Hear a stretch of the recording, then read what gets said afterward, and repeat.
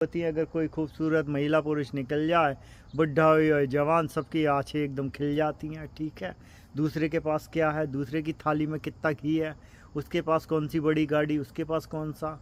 तो ओम नमः शिवाय। शिवमृत आईडी बाबा। इससे आप धार्मिक स्थल पे जाते होंगे, उन्हें सब लोग तुम्हें ऐसे आशीर्वाद देते होंगे, सदा सुहागन रहो, सदा खुश रहो। ठीक है, गॉड ब्लेस यूर फैमिली।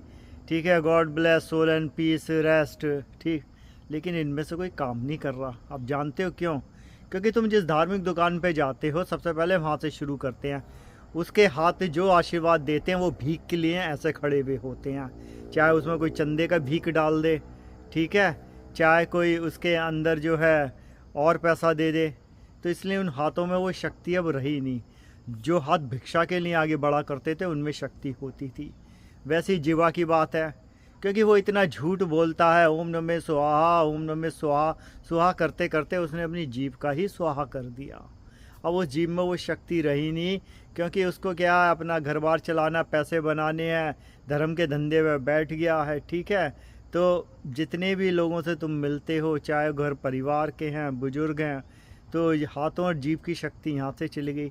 आँखों में शर्म रही किसके अब? आंखें जो होती हैं, अगर कोई खूबसूरत महिला पुरुष निकल जाए, बुढ़ा हो या जवान, सबकी आंखें एकदम खिल जाती हैं। ठीक है, दूसरे के पास क्या है, दूसरे की थाली में कितना घी है, उसके पास कौन सी बड़ी गाड़ी, उसके पास कौन सा। तो ये तीन चीज़ें होती थी जो आशीर्वाद में काम में आती थी। जीवा जल चुकी, आंखें जल चुकी, हाथ जल चुके, तो आशीर्वाद किससे मिलेगा? आज आशीर्वाद मिल सकता अगर तुम्हें वो सन्यासी मिल जाए जो सत्य पे चलता हो, सत्य जीता हो, सत्यम शिवम सुंदरम करता हो।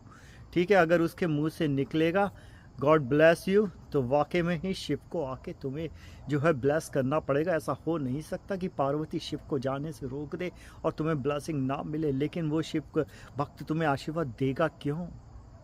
सवाल तो ये उठता है।